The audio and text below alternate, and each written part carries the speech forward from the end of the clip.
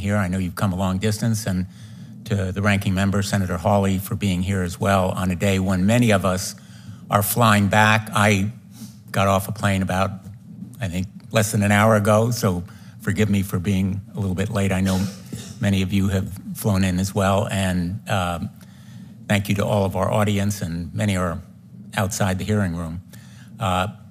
Some of you may recall at the last hearing, I began with a voice, not my voice, although it sounded exactly like mine because it was taken from floor speeches, and an introduction, not my words, but concocted by ChatGPT, that actually mesmerized and deeply frightened a lot of people who saw and heard it. The opening today, my opening at least, is not going to be as dramatic. But the fears that I heard as I went back to Connecticut, and also heard from people around the country, were supported by that kind of voice impersonation and content creation.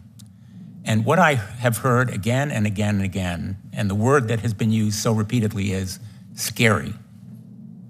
Scary when it comes to artificial intelligence. And as much as I may tell people, you know, there's enormous good here, potential for benefits in curing diseases, helping to solve climate change, workplace efficiency, what rivets their attention is the science fiction image of an intelligence device out of control, autonomous, self-replicating, potentially creating diseases, pandemic-grade viruses, or other kinds of evils purposely engineered by people, or simply the result of mistakes, not malign intention. And frankly, the nightmares are reinforced in a way by the testimony that I've read from each of you. In no way, disparagingly, do I say that those fears are reinforced, because I think you have provided objective, fact-based views on what the dangers are and the risks, and potentially even human extinction, an existential threat, which has been mentioned by many more than just the three of you, experts who know firsthand the potential for harm. But these fears need to be addressed, and I think can be addressed through many of the suggestions that you are making to us and others as well. I've come to the conclusion that we need some kind of regulatory agency, but not just a reactive body, not just a passive rules of the road maker, edicts on what guardrails should be, but actually investing proactively in research so that we develop countermeasures against the kind of autonomous, out-of-control scenarios that are potential dangers. An artificial intelligence device that is, in effect, programmed to resist any turning off. A decision by AI to begin nuclear reaction to a non-existent attack. The White House certainly has recognized the urgency with a historic meeting of the 7 major companies, which made 8 profoundly significant commitments. And I commend and thank the President of the United States for recognizing the need to act. But we all know, and you have pointed out in your testimony, that these commitments are unspecific and unenforceable. A number of them on the most serious issues say that they will give attention to the problem. All good, but it's only a start. And I know the doubters about Congress and about our ability to act. But the urgency here demands action. The future is not science fiction or fantasy. It's not even the future. It's here and now. And a number of you have put the timeline at 2 years before we see some of the biological, most severe dangers. It may be shorter because the kinds of pace of development is not only stunningly fast, it is also accelerated at a stunning pace because of the quantity of chips, the speed of chips, the effectiveness of algorithms. It is an inexorable flow of development. We can condemn it, we can regret it, but it is real.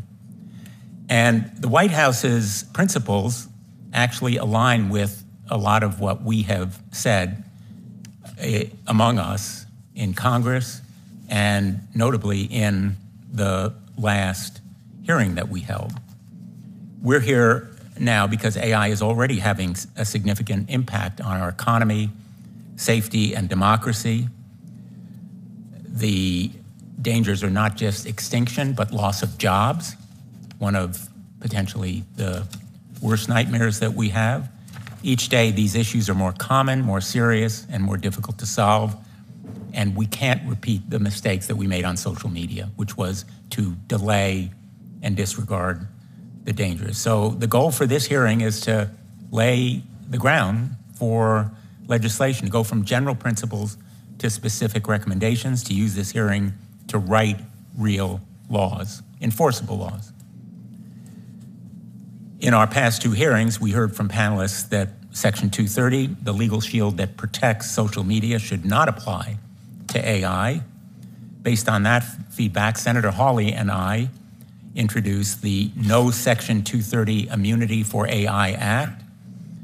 Building on our previous hearing, I think there are core standards that we are building bipartisan consensus around. And I welcome hearing from many others on these potential rules, establishing a licensing regime for companies that are engaged in high-risk AI development, a testing and auditing regimen by objective third parties, or by, preferably, the new entity that we will establish, imposing legal limits on certain uses related to elections. Senator Klobuchar has raised this danger directly. Related to nuclear warfare, China apparently agrees that AI should not govern the use of nuclear warfare, requiring transparency about the limits and use of AI models. This includes watermarking, labeling, disclosure when AI is being used, and data access for researchers. So I appreciate the commitments that have been made by Anthropic, OpenAI, and others at the White House related to security testing and transparency last week. It shows these goals are achievable and that they will not stifle innovation, which has to be an objective, avoid stifling innovation. And we need to be creative about the kind of agency or entity, the body or administration. It can be called administration, an office. I think the language is less important than its real enforcement power and the resources invested in it. We are really lucky, very, very fortunate to be joined by three true experts today. One of the most distinguished panels I have seen in my time in the United States Congress, which is only about 12 years. One of the leading AI companies, which was founded with the goal of developing AI that is helpful, honest, and harmless, a researcher whose groundbreaking work led him to be recognized as one of the godfathers of AI, and a computer science professor whose publications and testimony on the ethics of AI have shaped regulatory efforts like the EU AI Act. So welcome to all of you, and thank you so much for being here. I turn to the ranking member, Senator Hawley.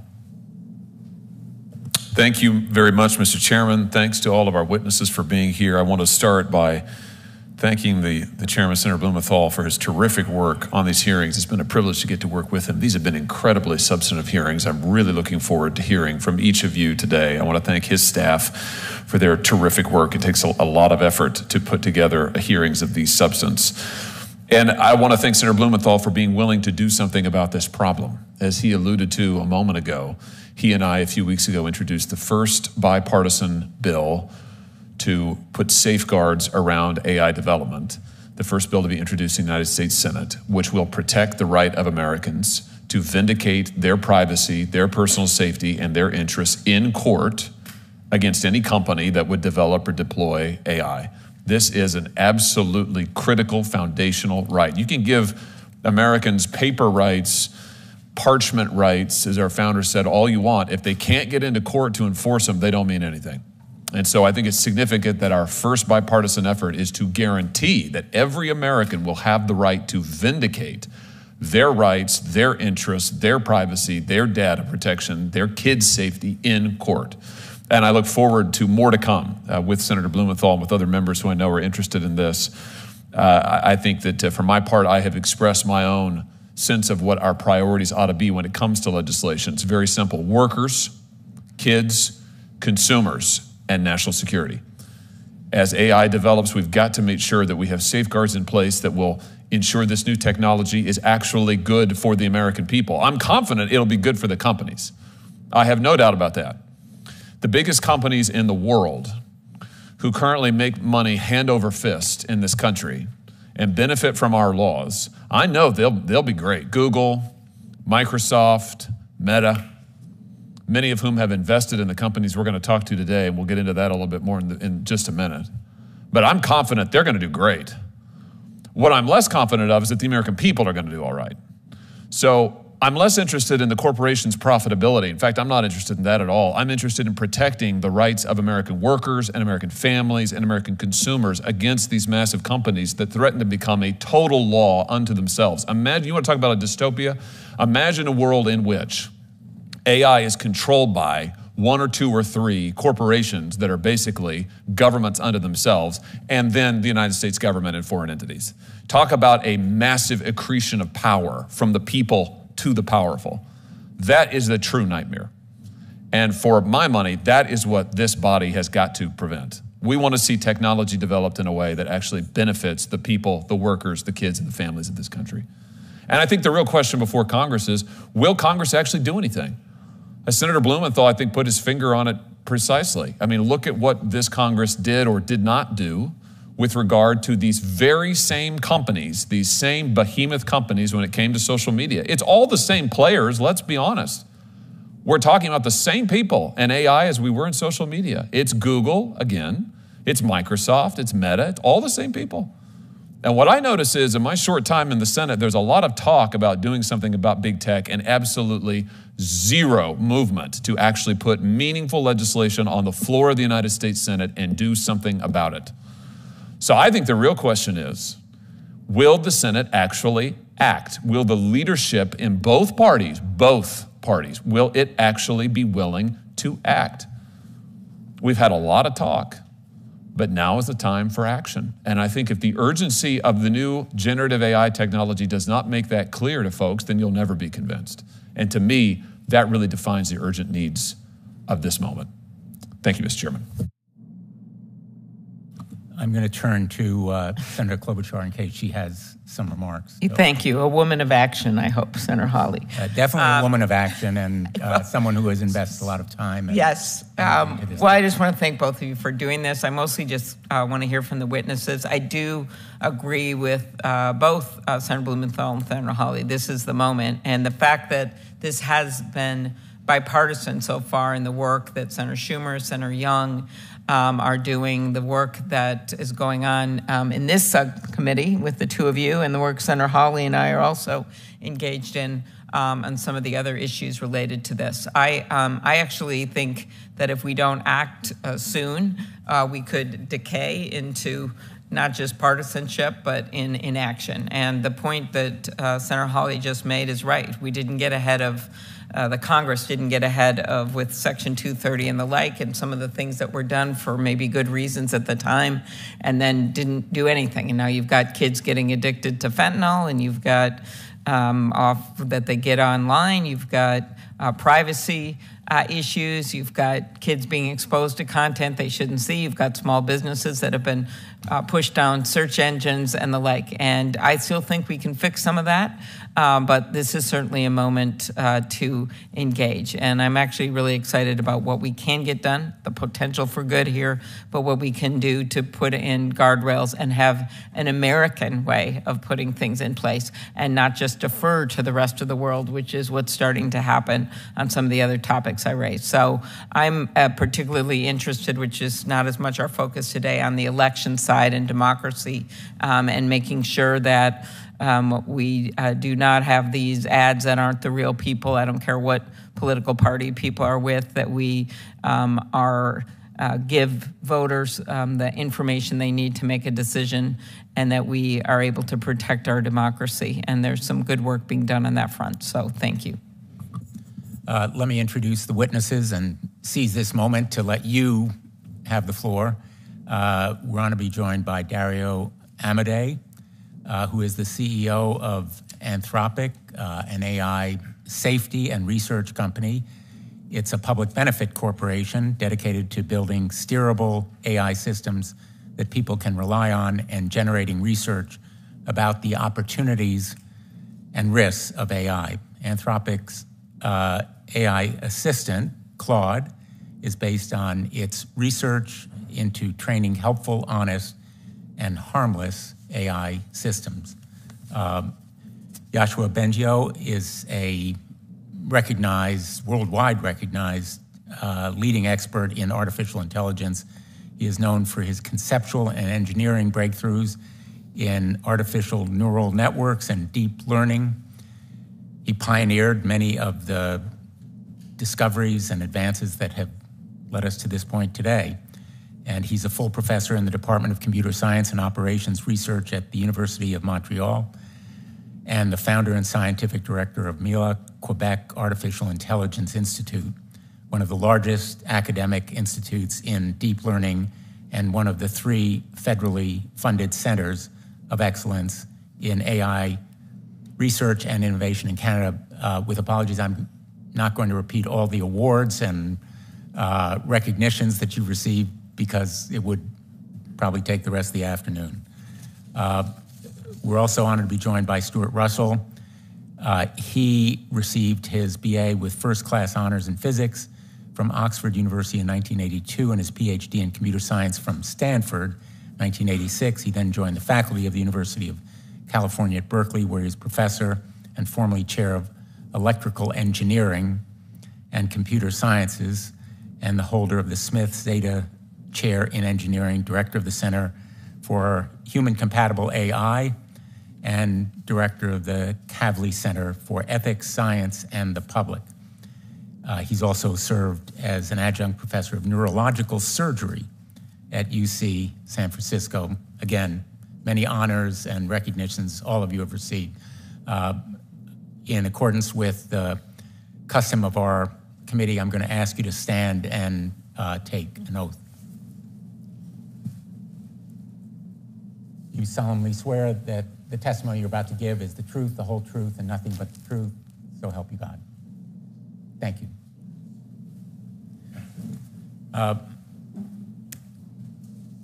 Mr. Amodei, we'll begin with you. Thank you. Chairman Blumenthal. Excuse me. Chairman Blumenthal, Ranking Member Hawley, and members of the committee, thank you for the opportunity to discuss the risks and oversight of AI with you. Anthropic is a public benefit corporation that aims to lead by example in developing and publishing techniques to make AI systems safer and more controllable, and by deploying these safety techniques in state-of-the-art models. Research conducted by Anthropic includes constitutional AI, a method for training AI systems to behave according to an explicit set of principles, early work on red teaming, or adversarial testing of AI systems to uncover bad behavior, and foundational work in AI interpretability, the science of trying to understand why AI systems behave the way they do. This month, after extensive testing, we were proud to launch our AI model, Claude 2, for US users. Claude 2 puts many of these safety improvements into practice. While we're the first to admit that our measures are still far from perfect, we believe they're an important step forward in a race to the top on safety. We hope we can inspire other researchers and companies to do even better. AI will help our country accelerate progress in medical research, education, and many other areas. As you said in your open remarks, the benefits are great. I would not have founded Anthropic if I did not believe AI's benefits could outweigh its risks. However, it is very critical that we address the risks. My written testimony covers 3 categories of risks: short-term risks that we face right now, such as bias, privacy, misinformation; medium-term risks related to misuse of AI systems as they become better at science and engineering tasks; and long-term risks related to whether models might threaten humanity as they become truly autonomous, which you also mentioned in your open testimony. In these short remarks, I want to focus on the medium-term risks, which present an alarming combination of imminence and severity. Specifically, Anthropic is concerned that AI could empower a much larger set of actors to misuse biology. Over the last 6 months, Anthropic, in collaboration with world-class biosecurity experts, has conducted an intensive study of the potential for AI to contribute to the misuse of biology. Today, certain steps in bioweapons production involve knowledge that can't be found on Google or in textbooks and requires a high level of specialized expertise, this being one of the things that currently keeps us safe from attacks. We found that today's AI tools can fill in some of these steps, albeit incompletely and unreliably. In other words, they are showing the first nascent signs of danger. However, a straightforward extrapolation of today's systems to those we expect to see in 2 to 3 years suggests a substantial risk that AI systems will be able to fill in all the missing pieces, enabling many more actors to carry out large-scale biological attacks. We believe this represents a grave threat to US national security. We have instituted mitigations against these risks in our own deployed models, briefed a number of US government officials, all of whom found the results disquieting, and are piloting a responsible disclosure process with other AI companies to share information on this and similar risks. However, private action is not enough. This risk and many others like it requires a systemic policy response. We recommend 3 broad classes of actions. First, the US must secure the AI supply chain in order to maintain its lead while keeping these technologies out of the hands of bad actors. This supply chain runs from semiconductor manufacturing equipment to chips, and even the security of AI models stored on the servers of companies like ours.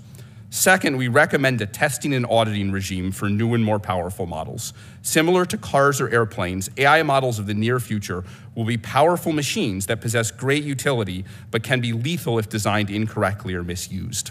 New AI models should have to pass a rigorous battery of safety tests before they can be released to the public at all, including tests by third parties and national security experts in government.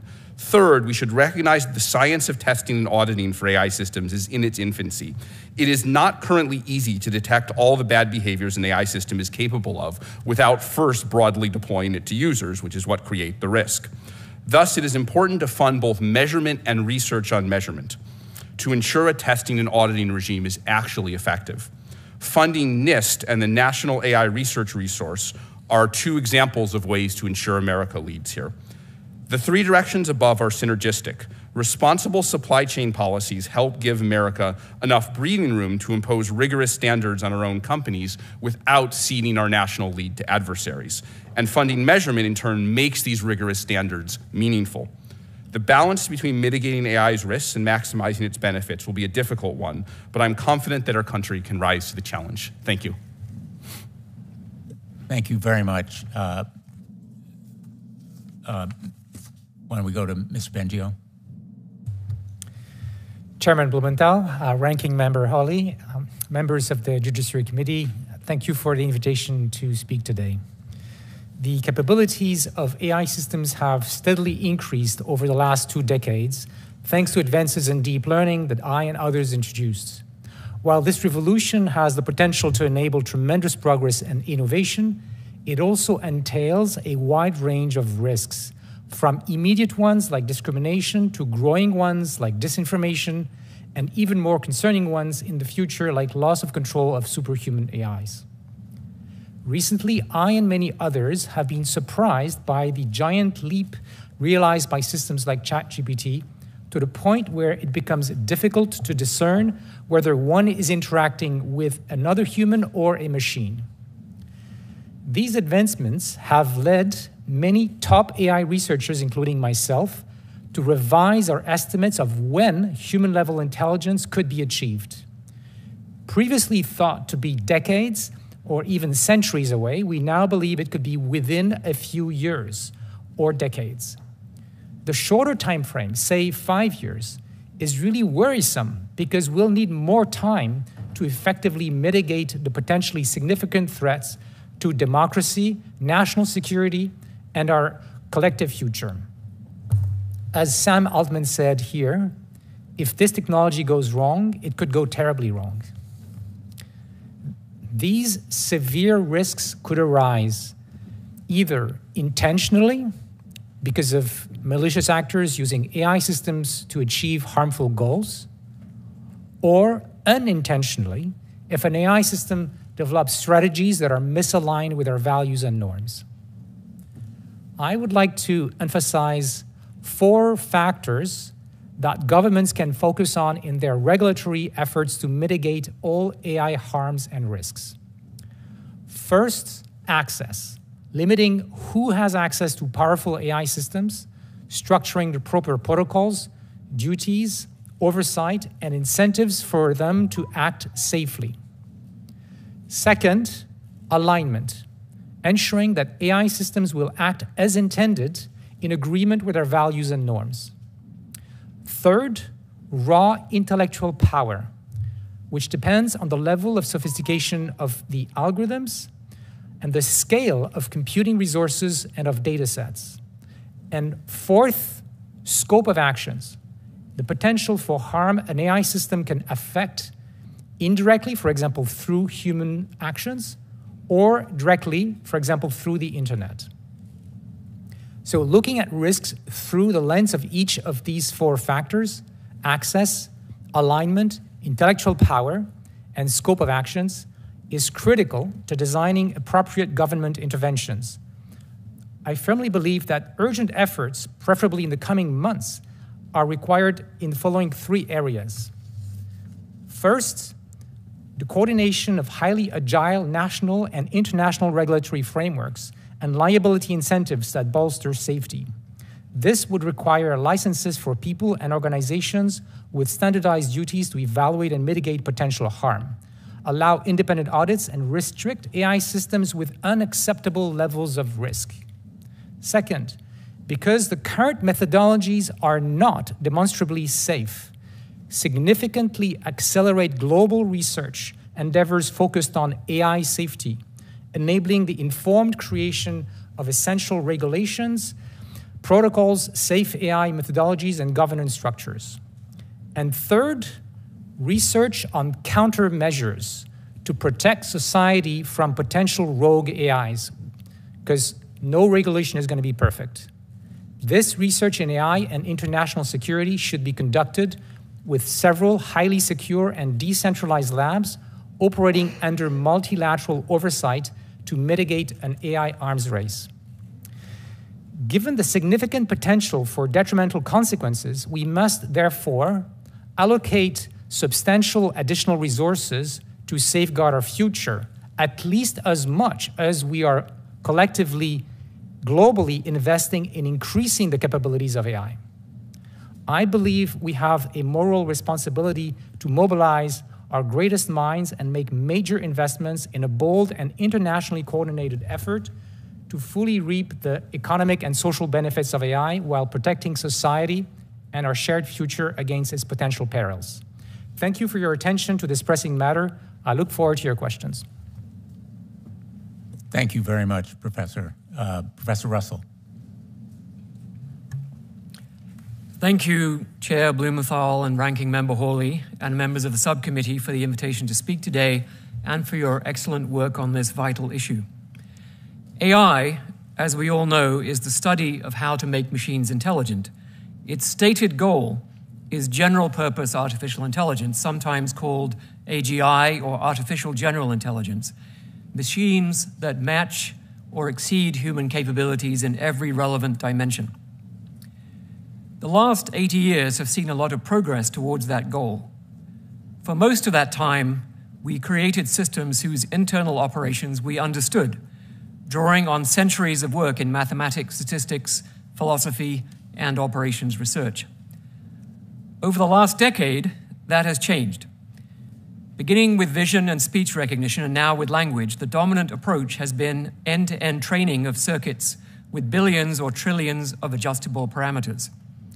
The success of these systems is undeniable, but their internal principles of operation remain a mystery. This is particularly true for the large language models, or LLMs, such as ChatGPT. Many researchers now see AGI on the horizon. In my view, LLMs do not constitute AGI, but they are a piece of the puzzle. We're not sure what shape the piece is yet or how it fits into the puzzle, but the field is working hard on those questions and progress is rapid. If we succeed, the upside could be enormous. I've estimated a cash value of at least $14 quadrillion for this technology, a huge magnet in the future pulling us forward. On the other hand, Alan Turing, the founder of computer science, warned in 1951 that once AI outstrips our feeble powers, we should have to expect the machines to take control. We have pretty much completely ignored this warning. It's as if an alien civilization warned us by email of its impending arrival, and we replied, "Humanity is currently out of the office." Fortunately, humanity is now back in the office and has read the email from the aliens. Of course, many of the risks from AI are well recognized already, including bias, disinformation, manipulation, and impacts on employment. I'm happy to discuss any of these, but most of my work over the last decade has been on the problem of control. How do we maintain power forever over entities more powerful than ourselves? The core problem we have studied comes from AI systems pursuing fixed objectives that are misspecified, the so-called King Midas problem. For example, social media algorithms were trained to maximize clicks and learned to do so by manipulating human users and polarizing societies. But with LLMs, we don't even know what their objectives are. They learn to imitate humans and probably absorb all too human goals in the process. Now, regulation is often said to stifle innovation, but there is no real trade-off between safety and innovation. An AI system that harms human beings is simply not good AI. And I believe analytic predictability is as essential for safe AI as it is for the autopilot on an airplane. This committee has discussed ideas such as third-party testing, licensing, national agency, an international coordinating body, all of which I support. Here are some more ways to, as it said, move fast and fix things. First, an absolute right to know if one is interacting with a person or a machine. Second, no algorithms that can decide to kill human beings, particularly when attached to nuclear weapons. Third, a kill switch that must be activated if systems break into other computers or replicate themselves. Fourth, go beyond the voluntary steps announced last Friday. Systems that break the rules must be recalled from the market for anything from defaming real individuals to helping terrorists build biological weapons. Now, developers may argue that preventing these behaviors is too hard because LLMs have no notion of truth and are just trying to help. This is no excuse. Eventually, and the sooner the better, I would say, we will develop forms of AI that are provably safe and beneficial, which can then be mandated. Until then, we need real regulation and a pervasive culture of safety. Thank you. Thank you very much. I'll begin the questioning. We're going to have 7-minute rounds. I expect we'll have many more than one, given the challenges and complexity that you all have raised so eloquently. I have to say, Professor Russell, you also in your testimony, the written testimony, recount a remark of Lord Rutherford, September 11th, 1933, at a conference when he was asked about atomic energy, and he said, quote, "Anyone who looks for a source of power in the transformation of the atoms is talking moonshine," end quote. The ideas about the limits of human ingenuity have been proven wrong again and again and again. And we've managed to do things that people thought unthinkable, whether it's the Manhattan Project under the guidance of Robert Oppenheimer, who now has become a bold-faced term in popular print, or putting man on the moon, which many thought was impossible to do. So we know how to do big things. This is a big thing that we must do, and we have to be back in the office to answer that email that is, in fact, a siren blaring for everyone to hear and see. AI is here, and beware of what it will do if we don't do something to control it. And not just in some distant point in the future, but as all of you have said, with a time horizon that would have been thought unimaginable just a few years ago, unimaginably quick. Let me ask each of you, because part of that time horizon is our next election in 2024. And if there's nothing that focuses the attention of Congress, it is an election. Nothing better than an election to focus the attention of Congress. Let me ask each of you what you see as the immediate threats to the integrity of our election system, whether it's the result of misinformation or manipulation of electoral counts or any of the possible areas where you see an immediate danger as we go into this next election. I'll begin with you, Mr. Amodei. Yes. So thanks for this. Thanks for the question, Senator. I think this is obviously a very timely thing to worry about. When I think of the risks here, my mind goes to misinformation, generation of deep fakes, use of AI systems to manipulate people or produce propaganda or just do anything deceptive. I can speak a little bit about some of the things we're doing. We train our model with this method called constitutional AI, where you can lay out explicit principles. It doesn't mean the model will follow the principles, but there are terms in our Constitution, which is publicly available, that tells the model not to generate misinformation. The same is true in our business terms of use. One of the commitments with the White House was to start to watermark content, particularly in the audio and visual domain. I think that's very helpful, but would also benefit from watermarking. Gives you the technical capability to detect that something is AI generated, but requiring it on the side of the law to be labeled, I think, would be something that would be very helpful and timely. Thank you. Ms. Bengio.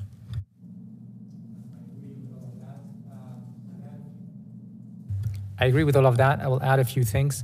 One concern I have is that even if companies use watermarking, and especially because there's now several open source versions to train LLMs or use them, including model weights that have been made available to the global community, we also need to understand how things can go wrong on that front. In other words, people are not all going to obey that law. And one important thing I'm concerned about is one can take a pre-trained model, say by a company that made it public, and then without huge computing resources, so not the 100 million cost that it takes to train them, but something very cheap, can tune these systems to a particular task, which could be to play the game of being a troll, for example. There's plenty of examples of that to train them on, or other examples in generating deepfakes in a way that might be more powerful than what we've seen up to now. So I don't know how to fix this, but I want to bring that to the attention of this committee. Thank you. Well, on that point and on both of the excellent points that you both have raised, I would invite fixes. Well, I mean, one immediate fix is to avoid releasing more of these pre-trained large models. That's the thing that governments can do, because right now, very few companies, including the 7 you brought last week, can do that. And so that's a place where government can act. Professor Russell? Yeah, I would certainly like to support the remarks of the other two witnesses. And I would say my major concern with respect to elections would be disinformation, and particularly external influence campaigns, because with these systems, we can present to the system a great deal of information about an individual, everything they've ever written or published on Twitter or Facebook, their social media presence, their floor speeches, and train the system and ask it to generate a disinformation campaign, particularly for that person. And then we can do that for 1 million people before lunch. And that has a far greater effect than the sort of spamming and broadcasting of false information that isn't tailored to the individual. I think labeling is important. For text, it's going to be very difficult to tell whether a short piece of text is machine generated if someone doesn't want you to know that it's machine generated. I think an important proposal from the Global Partnership on AI is actually for a kind of an escrow, an encrypted storage, where every output from a model is stored in an encrypted form, enabling, for example, a platform to check whether a piece of text that's uploaded is actually machine generated by testing it against the escrow storage without revealing private information, etc. So that can be done. Another problem we face is that there are many, many extremely well-intended efforts to create standards around labeling and how platforms should respond to labels in terms of what should be posted, and media organizations like the BBC, the New York Times, Wall Street Journal, et cetera, et cetera. There are dozens of these coalitions. The effort is very fragmented, and there are as many standards as there are coalitions. I think it really needs national and probably international leadership to bring these together to have pretty much a unified approach and standards that all organizations can sign up to. And thirdly, I think there's a lot of experience in other spheres, such as in the equity markets, in real estate, in the insurance business, where truth is absolutely essential. If you take the equity markets, if companies can make up their quarterly figures, then the equity markets collapse. And so we've developed this whole regulated third-party structure of accountants, audits, so that the information is reasonably trustworthy. In real estate, we have title registries, we have notaries, all kinds of stuff to make it work. We don't really have that structure in the public information sphere. And we see, again, it's very fragmented. There's factcheck.org, there's Snopes, there's, I suppose Elon Musk is going to have his Truth GPT, and so on.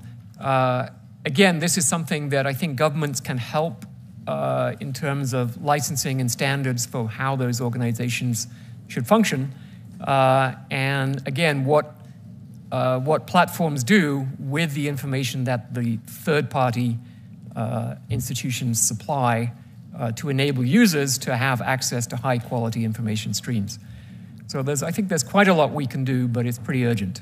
Thank you. I think all of these points argue very, very powerfully against fragmentation, for some kind of single entity that would establish oversight standards, enforcement of rules, because as you say,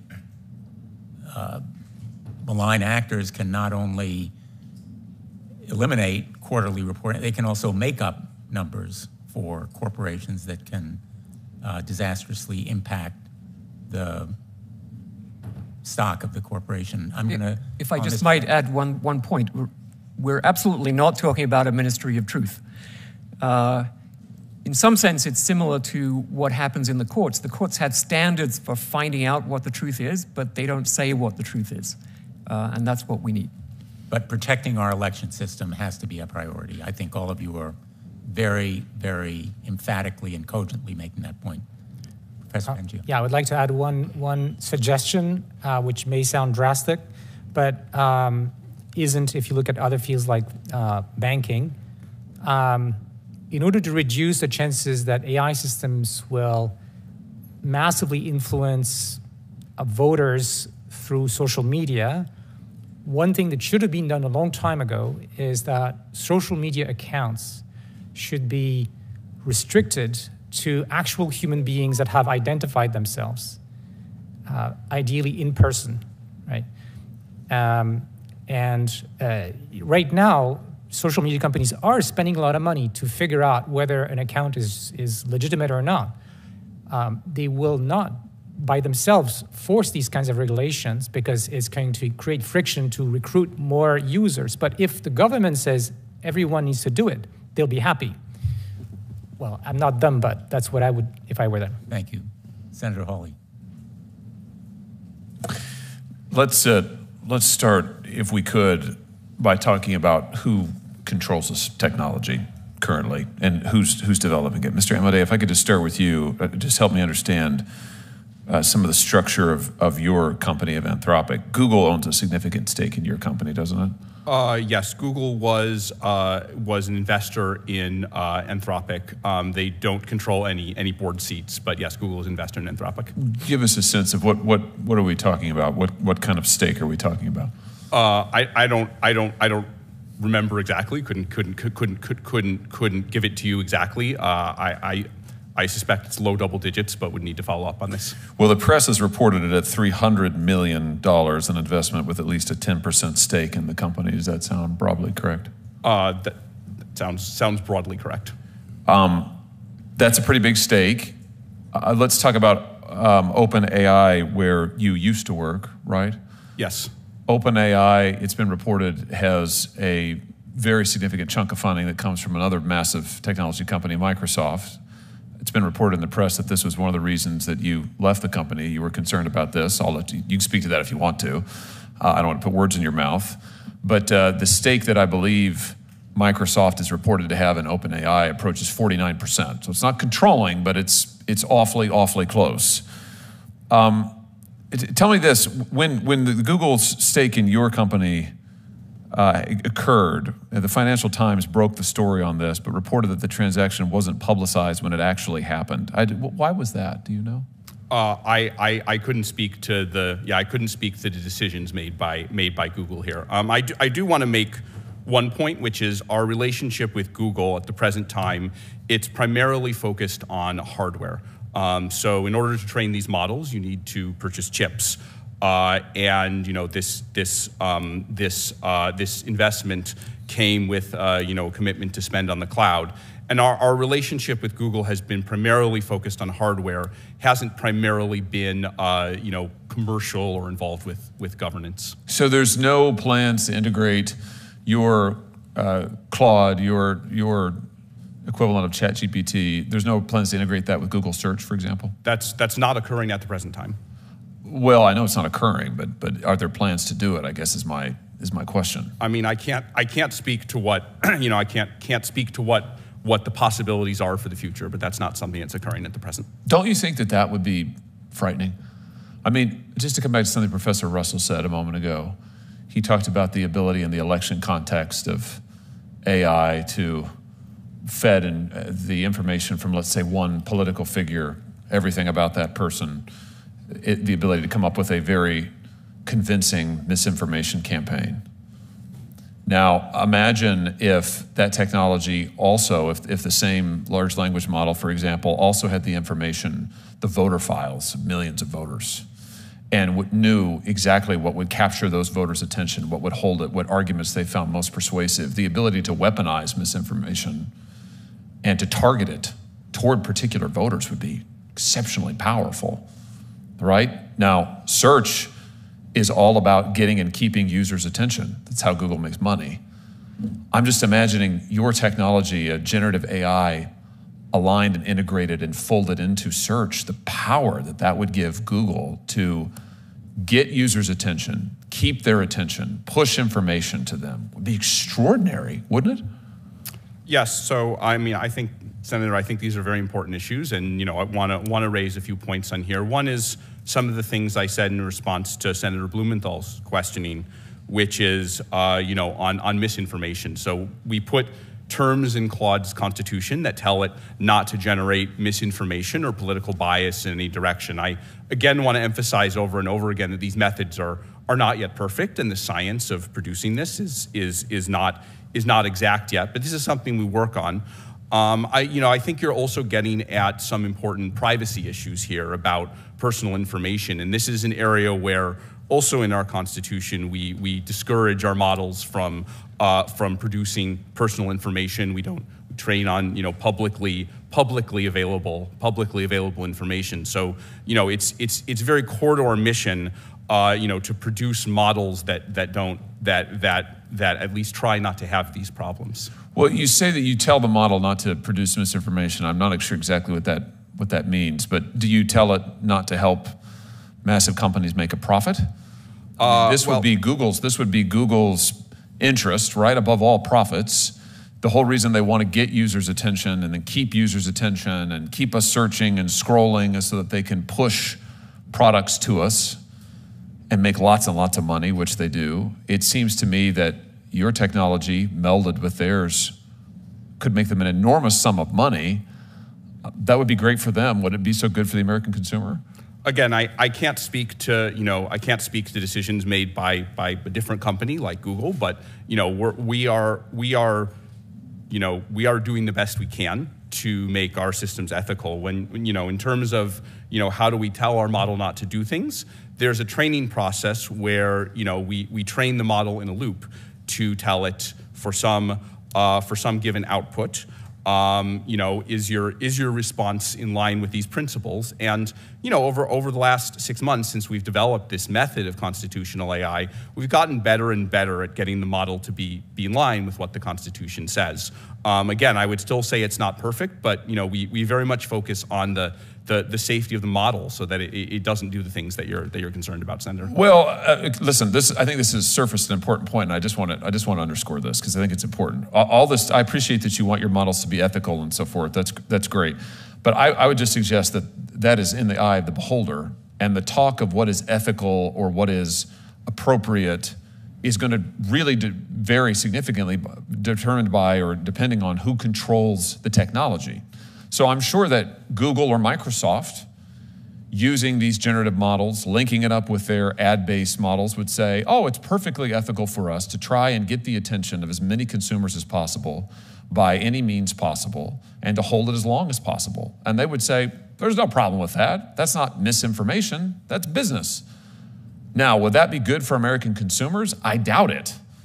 Would that be respectful of American consumers' privacy and their integrity? Would it prevent them, or would it protect them rather from manipulation? I doubt it. I mean, so I think we've got to give some serious thought here to who controls this technology and how they are using it. And this is, I appreciate all that you're doing. I appreciate your commitments. I think that's great. I just want to underline, this is a very serious structural issue here that we're going to have to think hard about, and the control of this technology by just a handful of companies and governments is a huge, huge problem.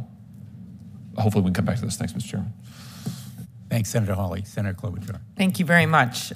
So I chair the Rules Committee, and we're working on a number of pieces of legislation, and I've really appreciated working with Senator Hawley on some of this. But one bill is, watermarks and making sure that the election materials say produced by AI. But I don't think that's enough when you look at the fact that someone's going to watch a fake Joe Biden or a fake Donald Trump or a fake Elizabeth Warren, all of this has really happened, and then not know who the person is and not know if it's really them. And it's not going to help just at the very end. It might for some things, but to just say at the end, oh, by the way, that was produced by AI. I hope you saw our little mark at the end that says that. So could you address that, Professor Russell, how within the clear confines of the Constitution for things like satire, we're going to have to do more than just watermarks? I do want to be careful not to veer into, once again, the sort of ministry of truth idea. But I think clear labeling, I mean, if you look at what happened with credit cards, for example, it used to be that credit cards came with 14 pages of tiny, tiny print, and that allowed companies to rip off the consumer all the time. And eventually, Congress said, no, there's got to be disclosure. You've got to say, this is the interest rate, this is the grace period, this is the late fee, and a couple of other things. That has to be in big print on the front of the envelope or on the front page. There are very strict rules about how you direct market credit cards and other lending products. And that's been enormously beneficial because it actually allows competition on those primary features of the product. Yeah, you can't really compare a credit card to someone who's telling the United States of America that there's some kind of a nuclear explosion when there isn't. But the point being, we can mandate much clearer labeling than just a little thing in the corner at the end of the 90-second piece, right? We could say, for example, there's got to be a big red frame around the outside of the image when it's a machine-generated image. Okay, I'm just going to, Professor Bengio, what do you think?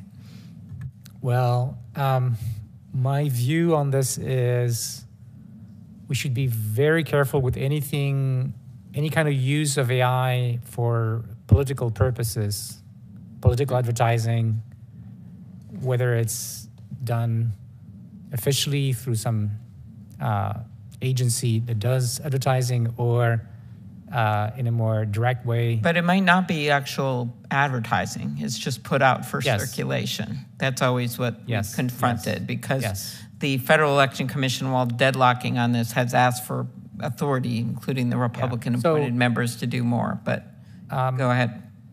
In many countries, any kind of advertising, which would include disseminating such videos, is not allowed for some period before the election, to try to minimize the potential effect of these things. Right. Could I Mr. Amodei, one significant concern, I'm just switching gears here because I talked to some people in the banking community about this, small banks, is that they are really worried they're going to see AI used to scam people. Pretending to be your mom's voice or your more likely granddaughter's voice, actually getting that voice right, making a call for money. How can Congress ensure that companies that create AI platforms can not be used for those deceptive platforms? What kind of rules should we put in place so that doesn't happen? Yes, Senator. So I think these questions about deception and scams are probably closely related to these questions about misinformation, right? They're a little bit two sides of the same coin. So I think on the misinformation, I wanted to kind of clarify, there's technical measures and there's policy measures. Watermarking is a technical measure. Watermarking makes it possible to take the output of an AI system, run it through some automated process that that will then return an answer that it was generated by AI or not generated by AI. That's important, and we're working on that, and others are working on that. But I think we also need policy measures. So going back to what the other two witnesses said, focusing on a requirement to label AI systems is not the same as a requirement to watermark them. One is for the designer of the AI system to embed something. The other is for wherever the AI system ends up, in the end, for someone to be required to label it. So I think we need both, and probably this Congress can do more on the second thing, and the companies and researchers can do more on the first thing. Mm-hmm. Okay, and so what are you talking about, the scams where the granddaughter calls in, the grandma goes out and takes all her money out? We're just going to let that happen, or? Well, I mean, certainly, certainly, it's already illegal to do that. I can think of a number of authorities that we could use to strengthen that for AI in particular. I think that's kind of up to the Senate and the Congress to figure out what the best measure is. But certainly, I'd be in favor of strengthened protections there. Well, I hope so. About half of the states have laws that give individuals control over the use of their name, image, and voice, but in the other half of the country, someone who was harmed by a fake recording purporting to be them has little recourse. Senator Coons and Tillis just did a hearing on this. Would you support a federal law, Mr. Bengio, that gives individuals control over the use of their name, image, and voice? Certainly, but I would go further. Mm-hmm. If you think about counterfeiting money, the criminal penalties are very high, and that deters a lot of people. And when it comes to counterfeiting humans, it should be at least at the same level. Mm-hmm. Okay. One last thing I wanted to ask about here is just the ability of researchers to be able to figure out what is going on, and there's a bill that a number of us are supporting, including Senator Blumenthal, that allows for researchers the transparency that we need, and including Senator Cassidy, Cornyn, Coons, and Romney. It's called the Platform Accountability and Transparency Act, to require social media companies to share data with researchers so we can try to figure out what's happening with the algorithms and the like. Dr. Russell, why is researcher access to social media platform data so important for regulating AI? So our experience actually involved 3 years of negotiating an agreement with one of the large platforms, only to be told at the end that actually they didn't want to pursue this collaborative agreement after all. We don't really have 3 years to spare on AI, it sounds like. So no, we don't. Continue. Yes. And I then discussed this with the director of the digital division of OECD, and he said I was about the 10th person who had told him the same story. So it seems there's a modus operandi of appearing to be open to collaborations with researchers only to terminate that collaboration right before it actually begins. There have been claims that they have provided open data sets to researchers to allow this type of research, but I've talked to those researchers, and it hasn't happened. And why is it so important to have it to put in place these regulations? We know we can't wait for you to get all the data, obviously, and we can't let it take 3 years, but putting in place clear mandates that data be shared, why is that helpful? Because the effects of, for example, the social media recommender systems are correlated across hundreds of millions of people. So those systems can shift public opinion in ways that are not even necessarily deliberate. They're probably not deliberate, but they can be massive and polarizing. Unless we have access to the data, which the companies internally certainly do, and I think the Facebook revelations from a few years ago suggested that they are totally aware of what's happening, but that information is not available to governments and researchers. And I think, in a democracy, we have a right to know if our democracy is being subverted by an algorithm. And that seems absolutely crucial. All right. You want to add one more thing? Yes. trying to respond to your question from another angle, why researchers? I would say academic researchers, not all of them, but many of them don't have any commercial ties. They have a reputation to keep in order to continue their career. So they're not perfect, but I think it's a very good yardstick to judge that something. Except for Professor Russell. Okay, very good. Do you agree with it too then? Yes, I just wanted to say I think transparency is important even as a broader issue. You know, a number of our research efforts go into looking inside to see what happens inside AI systems, why they make the decisions that they make. Okay. Yeah, I've got to turn over to my colleagues who've been patiently waiting. Thank you. Thank you. We'll circle back to the black box algorithms, which is a major topic of interest. Senator Blackburn. Thank you, Mr. Chairman, and thank you all for being here. Mr. Amodei, I think you got a little aggravated trying to answer Senator Hawley's question about something you may create that you think of as an ethical use. But let me tell you why this bothers us, the unethical use. Senator Blumenthal and I have worked together for nearly 4 years on looking at social media and the harms that have happened to our nation's youth. And hopefully this week, our Kids Online Safety Act comes out of committee. It wasn't intended. Social media wasn't intended. The intent was not to harm children, cause mental health crisis, put children in touch with drug dealers and pedophiles. But we have heard story after story and have uncovered instance after instance where the technology was used in a way that nobody ever thought it was. And now we're trying to clean it up because we've not put the right guardrails in place. So as we look at AI, the guardrails are very important. And Professor Russell, I want to come to you because the U.S. is behind we're really behind our colleagues in the EU, the UK, New Zealand, Australia, Canada, when it comes to online consumer privacy and having a way for consumers to protect that name, image, voice, having a way for them to protect their data, their writings, so that AI is not trained on their data.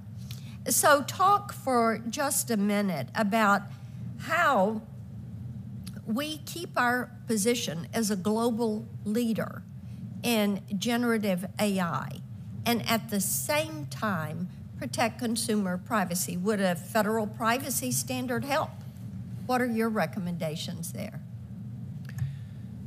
I think there needs to be absolutely a requirement to disclose if the system is harvesting the data from individual conversations. And my guess is that immediately people would stop using a system that says, I am taking your conversation, I am folding it into the next version of the model, and anyone in the country can basically listen in on this conversation because they're going to be asking questions about what I did. Let me ask you this. Do you think the industry is mature enough to self-regulate? No.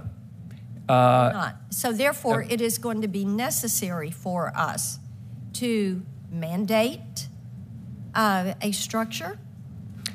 Yes. I think there is certainly a change of heart at OpenAI. Initially, they were harvesting the data produced by individual conversations. And then more recently, they said, we're going to stop doing that. And clearly, if you're in a company, and even not considering personal conversation, but just in a company and you want the system to help you with some internal operation, you're going to be divulging company proprietary information to the chatbot to get it to give you the answers you want. And if that information is then available to your competitors by simply asking ChatGPT what's going on over in that company, this would be terrible. So having a clear definition of what it is, there's a technical term, oblivious, right, which basically says whatever we talk about, I am going to forget completely, right? That's a guarantee that systems should offer. I actually believe that browsers and any other device that interacts with individuals should offer that as a formal guarantee. Let me also make the point about enforcement, which I think Senator Hawley mentioned at the beginning, a right of action. But, for example, we have a federal do not call list. So as I understand it, it's a federal crime for a company to do robocalls to people who are on the federal do not call list. My estimate is that there are hundreds of billions or possibly $1 trillion federal crimes happening every year. Every day. Yes. So and we're not really enforcing anything. Right. There. So you would say existing law is not sufficient for AI. Correct. Okay. And existing All right. enforcement patterns as well. Yes, let me move on. In Tennessee, AI is important. Our auto industry uses so many AI applications, and we followed this issue for quite a period of time because of the auto industry, because of the healthcare industry and the healthcare technology industry that is headquartered in Nashville. And of course, predictive diagnosis, disease analysis, research, pharmaceutical research benefits tremendously from AI. And then you look at the entertainment industry and the voice cloning, and you look at what our entertainers, our songwriters, our artists, our authors, our publishers, our TV actors, our TV producers are facing with AI, and to them, it is an absolute way that they're robbing them of their ability to make a living off of their creative work. So our creative community has a different set of issues. Martina McBride, who is no stranger to country music, went into Spotify, and the playlists are a big thing, building your own playlist. So she was going to build a country music playlist out of Spotify. She had to refresh that 13 times before a song by a female artist came up. 13 times. So you look at the power of AI to shape what people are hearing. And in Nashville, we like to say you can go on Lower Broad, you can go to one of the honky tonks, your band can have a great night, you can be discovered, and you too could end up with a record deal. But if you've got these algorithmically AI-generated playlists that cut out new artists or females or certain sounds, then you are limiting someone's potential. Just as if you allow AI-generated content like on Jukebox, which OpenAI is experimenting with, then you train it on that artist's sound and their songs to imitate them, then you are robbing them of the ability to be compensated. So how do we ensure that that creative community is still going to have a way to make a living without having AI become a way to steal their creative talents and works?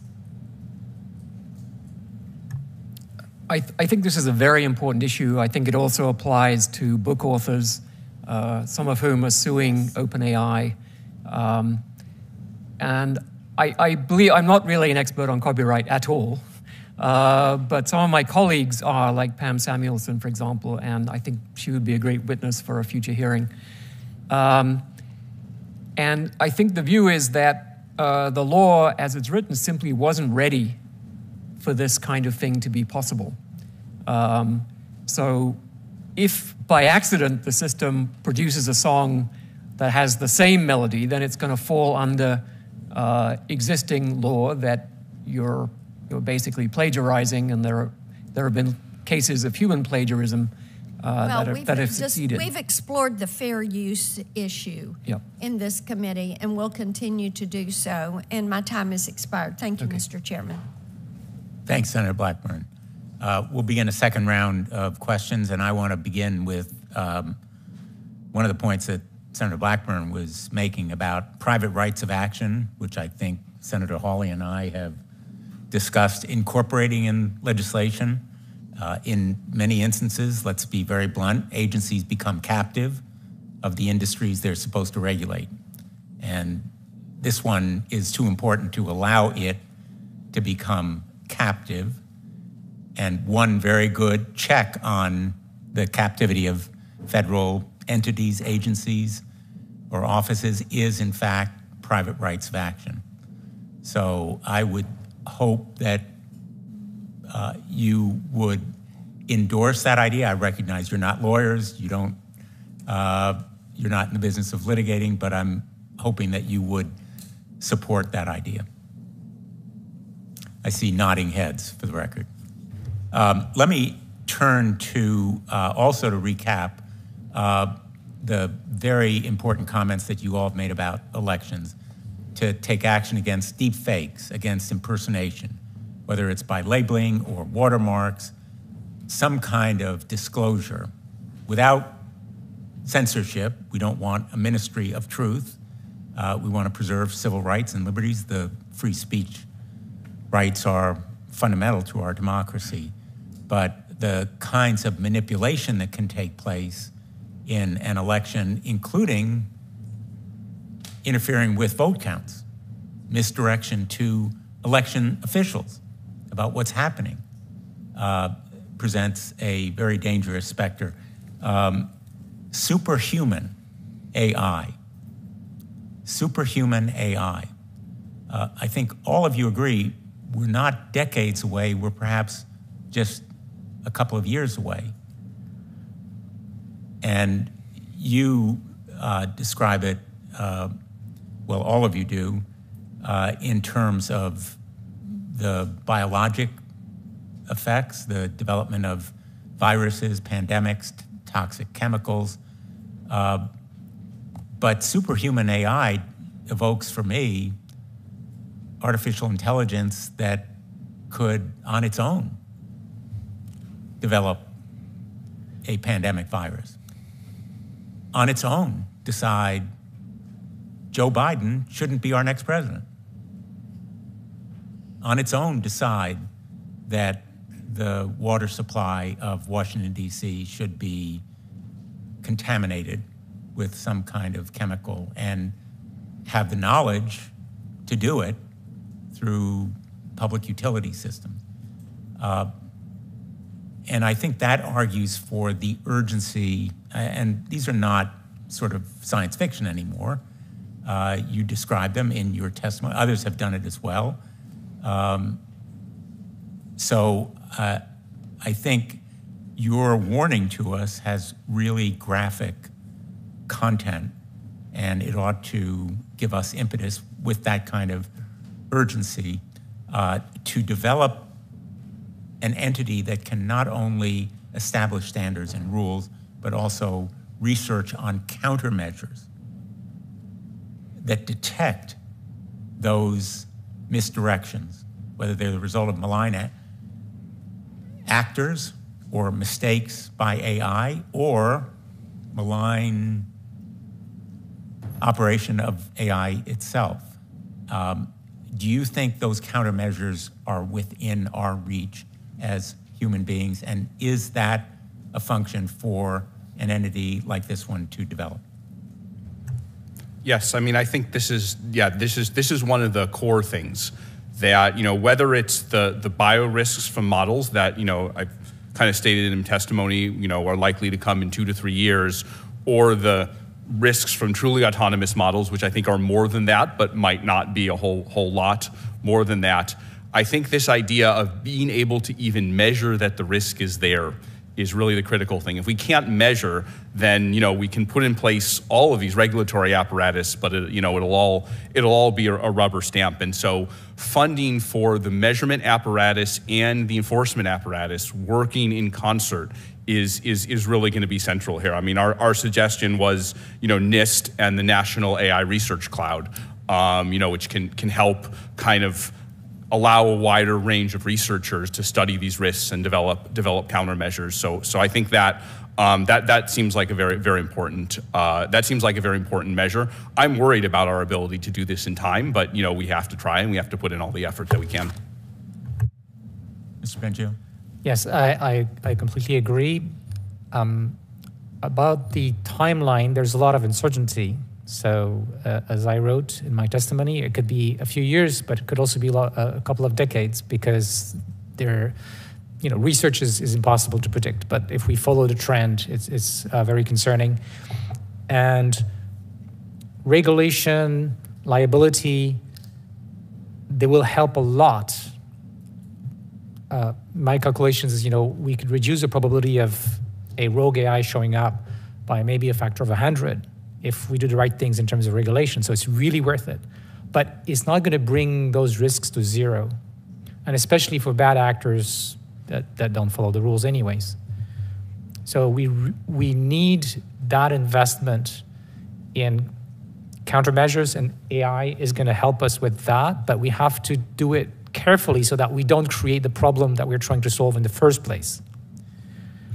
Another aspect of this is it's not just AI. It needs to bring expertise in national security, in bioweapons, chemical weapons, and AI people together. The organizations that are going to do that, in my opinion, shouldn't be for profit. We shouldn't mix the objective of making money, which makes a lot of sense in our economic system, with the objective, which should be single-minded, of defending humanity against a potential rogue AI. Also, I think we should be very careful to do this with our allies in the world and not do it alone. There is, first, we can have a diverse set of approaches, because we don't know how to really do this. We are hoping that as we move forward and we try to solve the problem, we'll find solutions. But we need a diversity of approaches, and we also need some kind of robustness against the possibility that one of the governments involved in this kind of research isn't democratic anymore for some reason, right? This can happen. We don't want a country that was democratic and has power over a superhuman AI to be the only country working on this. We need a resilient system of partners so that if one of them ends up being a bad actor, the others are there. Thank you very much. I'll turn to Professor Russell if you have a comment. Yeah, so I completely agree that if there is a body that's set up, that it should be enabled to fund and coordinate this type of research. And I completely agree with the other witnesses that we haven't solved the problem yet. I think there are a number of approaches that are promising. I tend towards approaches that provide mathematical guarantees rather than just sort of best effort guarantees. And we've seen that in the nuclear area, where originally the standard, I believe, was you could have a major core accident every 10,000 years, and you had to demonstrate that your system design met that requirement. Then it was 1 million years, and now it's 10 million years. And so that's progress. And it comes from actually having a real scientific understanding of the materials, the designs, redundancy, etc. And we are just in the infant stages of a corresponding understanding of the AI systems that we're building. I would also say that no government agency is going to be able to match the resources that are going into the creation of these AI systems. The numbers I've seen are roughly $10 billion a month going into AGI startups. And just for comparison, that's about 10 times the amount of the entire National Science Foundation of the United States, which has to cover physics, chemistry, basic biology, et cetera, et cetera, et cetera. So how do we get that resource flow directed towards safety, I actually believe that the involuntary recall provisions that I mentioned would have that effect. Because if a company puts out a system that violates one of the rules and then is recalled until the company can demonstrate that it will never do that again, then the company can go out of business. So they have a very strong incentive to actually understand how their systems work, and if they can't, to redesign their systems so that they do understand how they work. That just seems like basic common sense to me. I also want to mention on rogue AI, right, the bad actors. Professor Bengio has mentioned an approach based on AI systems that are developed to try to counteract that possibility. But I also feel that we may end up needing a very different kind of digital ecosystem in general. And what do I mean by that? Right now, to a first approximation, a computer runs any piece of binary code that you load into it. We put layers on top of that say, okay, that looks like a virus, I'm not running that. We actually need to go the other way around. The system should not run any piece of binary code unless it can prove to itself that this is a safe piece of code to run.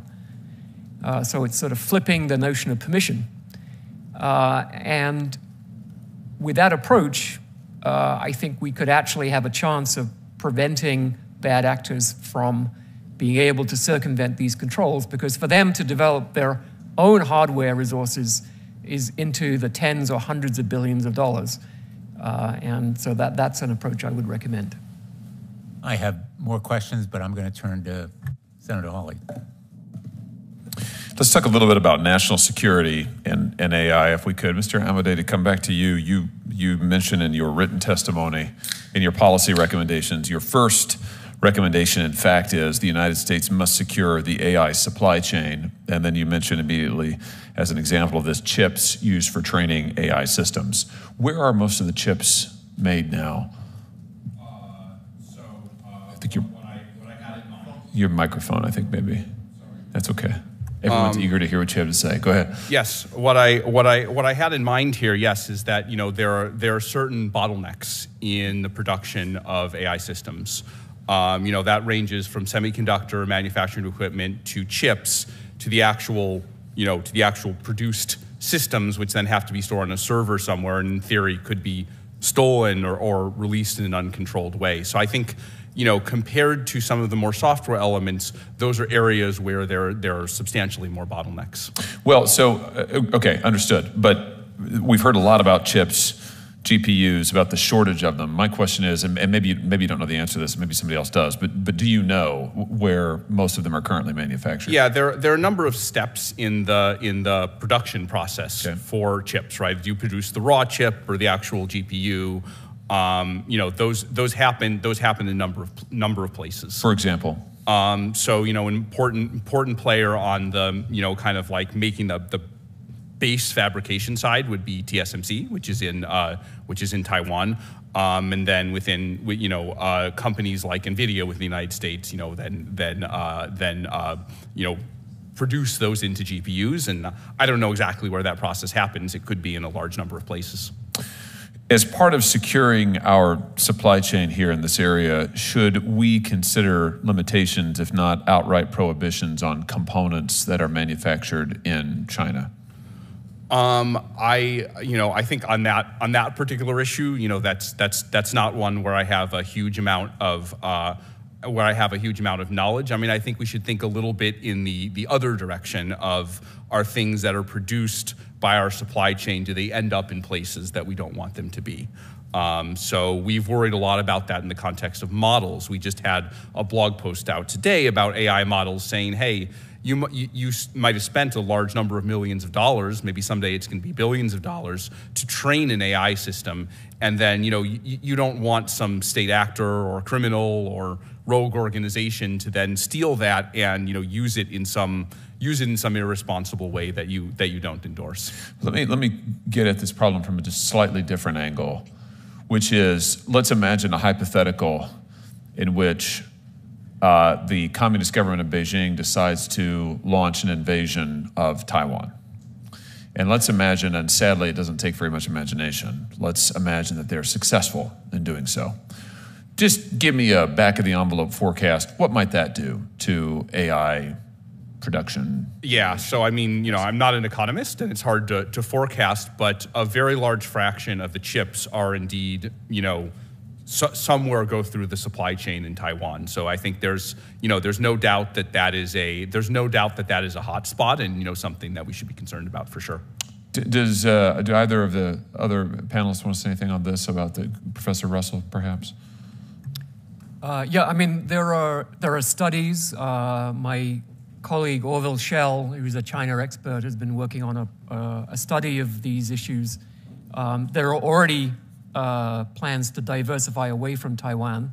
TSMC is trying to create a plant in the US. Intel is now building some very large plants in the US and in Germany, I believe. So, but it's taking time. I think if the invasion that you mentioned happened tomorrow, we would be in a huge amount of trouble. As far as I understand it, there are plans to sabotage all the TSMC operations in Taiwan if an invasion were to take place.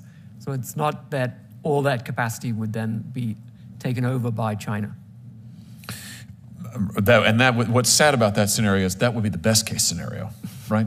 I mean, if there's an invasion of Taiwan, the best we could hope for is maybe all of their capacity or most of it gets sabotaged and maybe the whole world has to be in the dark for however long. That's the best case scenario. The point I'm trying to make is I think your point, Mr. Amodei, about securing our supply chains is absolutely critical, and thinking very seriously about decoupling efforts, strategic decoupling efforts, I think is absolutely vital at every point of the supply chain that we can. And I think if we don't do that with China soon, frankly, we should have done it a long time ago. If we don't do it very, very quickly, I think we're in real trouble, and I think we've got to think seriously about what may happen in the event of a Taiwan invasion. Yeah, go ahead. Yes, I just wanted to emphasize Professor Russell's point even more strongly, that we are trying to move some of the chip fab production capabilities to the U.S., but that needs to be faster, right? We're talking about 2 to 3 years for some of these very scary applications, and maybe not much longer than that for truly autonomous AI. Correct me if I'm wrong, but I think the timelines for moving these production facilities look more like 5 years, 7 years, and we've only started on a small component of them. So just to emphasize this, I think that is absolutely essential. Yeah, good. Let me ask you about a different issue related to labor overseas and labor exploitation. The Wall Street Journal published a piece today entitled "Cleaning Up ChatGPT Takes Heavy Toll on Human Workers." Contractors in Kenya say they were traumatized by the effort to screen out descriptions of violence and sexual abuse during the run-up to OpenAI's hit chatbot, namely ChatGPT. The article details the widespread use of labor in Kenya to do this training work on the ChatGPT model. I encourage everyone to read it, and I'd like to ask the chairman to be able to enter this into the record. Without objection. One of the a couple of disturbing things. I mean, one is that we're talking about 1,000 or more workers outsourced overseas. We're talking about exploitation of those workers. They work round the clock. The material they're exposed to is incredible, and I'm sure extremely damaging, and that constitutes the nature of lawsuits that they're now bringing. Here's another interesting tidbit. The workers on the project were paid an average of between $1.46 an hour and $3.74 an hour. Let me say that again. The workers on the project were paid on average between $1.46 an hour and $3.74 an hour. Now, OpenAI says, oh, we thought that they were being paid over $12 an hour, and so we have the classic corporate outsource maneuver where a company outsources jobs, couldn't be done in the United States, outsources jobs, exploits foreign workers to do it, and then says, oh, we don't know anything about it.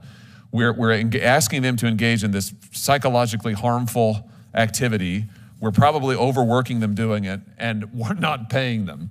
But, oops, I guess my question is, how widespread is this in the AI industry? Because it strikes me that we're told that AI is new and it's a whole new kind of industry and it's glittering and it's almost magical, and yet it looks like it depends in critical respects on very old-fashioned, disgusting, immoral labor exploitation. So go ahead, Mr. Amodei. Yes, so this is actually one area where Anthropic has a substantially different approach from the one that you've described. I can't speak for what other companies are doing, but a couple points. One is this constitutional AI method, which I mentioned, is a way for one copy of the AI system to moderate or help to train another copy of the AI system. This is something that reduces, it does not eliminate, but it substantially reduces the need for the kind of human labor that you're describing. Second, in our own contracting practices, and I would have to talk to you directly for exact numbers, but I believe that the companies we contract out to are something like northwards of 75% workers from the U.S. and Canada, and all paid above the California minimum wage. So I share your concern about these issues, and we're committed to both developing research that kind of obviates the need for some of this kind of moderation, and not exploiting these workers. Well, it's good, because here's, I think, what would be terrible to see is this new technology that is built by foreign workers, not American workers. That seems like the same old story we've heard for 30, 40 years in this country, where we're told, oh no, American workers, they cost too much. They're American workers, they're just too demanding. American workers, they don't have the skills, so we're gonna outsource it. We're gonna give it to other foreign workers. Then you mistreat the foreign workers. Then you don't pay the foreign workers. And then who benefits from it at the end of the day? These few companies that we talked about earlier who make all the profit and control of it. That seems like an old story that I frankly don't want to see replicated again. That seems like a dystopia, not like a new future. So I think it's critical that we find out what the labor practices are of these companies. I'm glad that you're charting a different course, Mr. Amodei, and certainly we want to hold you to that. But I think it's vital that as we continue to look at how this technology is developing, that we actually push for. What's wrong with having a technology that actually employs people in the United States of America and pays them well? Why shouldn't American workers and American families, protected by our labor laws, benefit from this technology?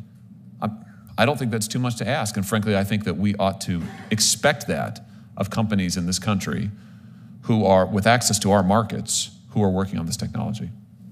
Mr. Chairman. Thank you. I don't think you'll find much disagreement with that proposition, but to have American workers do those jobs, we need to train them, correct? And you all, in some sense, because you're all teachers, you're all professors, are engaged in that enterprise. Mr. Amodei, I don't know whether you can be called still a professor, but probably not. I was never a professor. But we need to train workers to do these jobs. And for those who want to pause, and some of the experts have written that we should pause AI development, I don't think it's going to happen. We right now have a gold rush, literally much like the gold rush that we had in the Wild West, where in fact there are no rules and everybody's trying to get to the gold without very many law enforcers out there preventing the kinds of crimes that can occur. So I am totally in agreement with Senator Hawley in focusing on keeping it in America, made in America when we're talking about AI. And I think he is absolutely right that we need to build those kinds of structures, provide the training and incentives that enable it and enforce it. Let me, though, come back to this issue of national security. Who are our competitors among our adversaries and our allies? Who are closest to the United States in terms of developing AI? Is it China? Are there other adversaries out there that could be rogue nations, not just rogue actors, but rogue nations, and whom we need to bring into some international body of cooperation?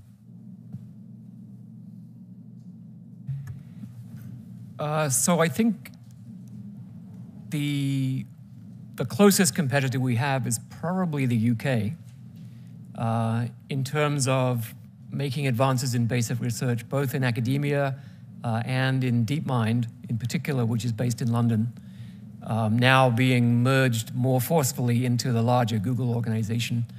But they have a very distinct approach, and they've created an ecosystem in the UK that's really quite productive. I've spent a fair amount of time in China. I was there a month ago talking to the major institutions that are working on AGI. And my sense is that we have slightly overstated the level of threat that they currently present. They've mostly been building copycat systems that turn out not to be nearly as good as the systems that are coming out from Anthropic and OpenAI and Google. So, but the intent is definitely there. I mean, they've publicly stated their goal to be the world leader, and they are investing probably larger sums of public money than we are in the US, smaller sums in the private sector. The areas where they are actually most effective, and I was actually on a panel in Tianjin for the top 50 Chinese AI startups, and they were giving out awards. But I think about 40 of those 50, their primary customer was state security. So they're extremely good at voice recognition, face recognition, tracking and recognition of humans based on gait, and similar capabilities that are useful for state security. Other areas like reasoning and so on, planning, they're just not they're not really that close. So they have a pretty good academic sector that they are in the process of ruining by forcing them to meet numerical publication targets and things like that. They don't give people the freedom to think hard about the most important problems, and they are not producing the basic research breakthroughs that we've seen both in the academic and the private sector in the US. It's hard to produce a superhuman thinking machine if you don't allow humans to think. Yep. I've also looked a lot at European countries. I'm working with the French government quite a bit, and I don't think anywhere else is in the same league as those three. Russia, in particular, has been completely denuded of its experts and was already well behind. Mr. Bengio, Professor. On the allied side, there are a few countries, including Canada, from which I come from, that have really important concentration of talent in AI. And in Canada, we've contributed a lot of the principles behind what we're seeing today. There's also a lot of really good European researchers in the UK and outside the UK. So I think that we would all gain by making sure we work with these countries to develop these countermeasures, as well as the improved understanding of the potentially dangerous scenarios and what methodologies in terms of safety can protect us. You've advocated decentralized labs. Yes. But under a common umbrella that would be multilateral. Maybe this could be a good starting place could be Five Eyes or G7, and that would capture pretty much the bulk of the expertise in these very strong AI systems that could be important here. And there would probably be some way for our entity, our national oversight body, doing licensing and registration to still cooperate. In fact, I would guess that's one of the reasons to have a single entity, to be able to work and collaborate with other countries. there's no doubt that individual countries have their own national security organizations and are going to do their own laws. But the more we can coordinate on this, the better. Of course, I think some of that research should be classified and not shared with anyone, only trusted parties. So there are aspects of what we have to do that have to be really broad at the international level. And I think the guidelines or the maybe mandatory rules for safety should be something we do internationally, like with the UN. Like we want every country to follow some basic rules, because even if they don't have the technology, some rogue actor, even here in the US, might just go and do it somewhere else, and then viruses, computer or biological viruses don't see any border. So we need to make sure there's an international effort in terms of these safety measures. We need to agree with China on these safety measures as the first interlocutor. And we need to work with our allies on these countermeasures. I think that all those observations are extremely timely and important. And on the issue of safety, I know that Anthropic has developed a model card for Claude that essentially involves evaluation capabilities. Your red teaming considered the risk of self-replication or a similar kind of danger. OpenAI engaged in the same kind of testing. We've been talking a lot about testing and auditing. So apparently you share the concern that these systems may get out of control. Professor Russell recommended an obligation to be able to terminate an AI system. Microsoft called this requirement safety breaks. When we talk about legislation, would you recommend that we impose that kind of requirement as a condition for testing and auditing the evaluation that goes on when deploying certain AI systems? Obviously, again, focusing on risk. I think everybody has talked about systems that are vulnerable, risk systems. An AI model spreading like a virus seems a bit like science fiction, but these safety breaks could be very, very important to stop that kind of danger. Would you agree? Yes. So I think I for one think that makes a lot of sense. I mean, the way I would think about it is, in the testing and auditing regime that we've all discussed, the best case is if all of these dangers that we're talking about don't happen in the first place, because we run tests that detect the dangers, and there's basically prior restraint, right? If these things are a concern for public safety and national security, we never want the bad things to happen in the first place. But precisely because we're still getting good at the science of measurement, probably it will happen at least once, and unfortunately perhaps repeatedly, that we run these tests, we think things are safe, and then they turn out not to be safe. And so I agree. We also need a mechanism for recalling things if the tower, modifying things if the tests ended up being wrong. So that seems like common sense to me for sure. And I think there's been some talk about auto GPT. Maybe you can talk a little bit about how that relates to safety breaks.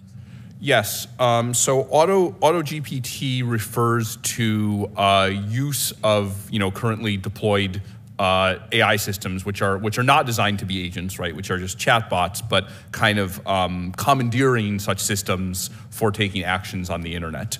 To be honest, such systems are not particularly effective at that yet, but they may be a taste of the future and the kinds of things we're worried about in the future, the long-term risks that I described in the short, medium, and long-term risks. So I don't, as of yet, see a particularly high amount of danger from things like the system you described, but it tells us where we're going, and where we're going is quite concerning to me. In some of the areas that have been mentioned, like medicines and transportation, there are public reporting requirements. For example, when there's a failure, the FAA's system has an accident and incident report. They collect data about failures in those kinds of machinery, and it serves as a warning to consumers. It creates a deterrence for putting unsafe products on the market, and it adds to oversight of public safety issues. We've discussed this afternoon both short-term and long-term kinds of risks that can cause very significant public harm. It doesn't seem like AI companies have an obligation to report issues right now. In other words, there's no place to report it. They have no obligation to make it known. If they discover the, oh my God, how did that happen, incident, it can be entirely undisclosed. Would you all favor some kind of requirement for that kind of reporting? Absolutely. And it may be obvious, but let me ask all of you. I see, again, your heads nodding for the record. Would that inhibit creativity or innovation to have that kind of requirement? I would think not. I don't think. I mean, there are many areas where there's important trade-offs. I don't think this is one of them. I think such requirements make sense. I mean, to give a little of our experience in red teaming for these biological harms, we've had to work on piloting a responsible disclosure process. I think that's less about reporting to the public, more about making the other companies aware, but the two things are similar to each other. So a lot of this is being done on voluntary terms, and you see some of it coming up in the commitments that the 7 companies make. But yeah, I think there's a lot of legal and process infrastructure that's missing here and should be filled in. Yeah, I think to go along with the notion of an involuntary recall, there has to be that reporting step happening first. You mentioned recalls. Both Senator Hawley and I were state attorneys general before we got this job, and both of us are familiar with consumer issues. One of the frustrations for me always was that even with a recall, a lot of consumers didn't do anything about it. And so I think the recall as a concept is a good one, but there have to be teeth to it. There has to be a cop on the beat, a cop on the AI beat. And I think the enforcement powers here are tremendously important. And the point that you made about the tremendous amount of money is very important. Right now it's all private funding, or mostly private funding. But the government has an obligation to invest. I think all of you would agree. Invest in safety, just as it has in other technology and innovation, because we can't rely on private companies to police themselves. That cop on the beat in the AI context has to be not only enforcing rules, but as I said at the very beginning, incentivizing innovation and sometimes funding it to provide the airbags and the seat belts and the crash-proof kinds of safety measures that we have in automobile industry. I recognize that the analogy is imperfect, but I think the concept is there. Senator Hawley?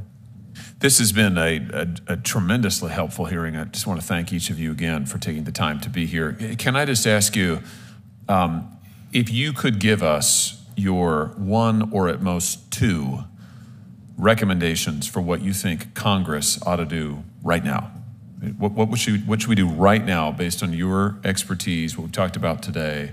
I would be very, very curious to hear. So maybe we'll start with you, Professor Russell, and go that way.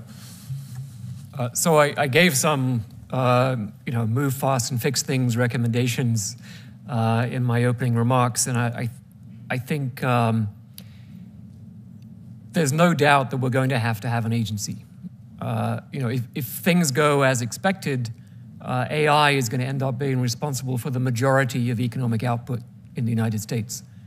So it cannot be the case that there's no overall regulatory agency for this technology.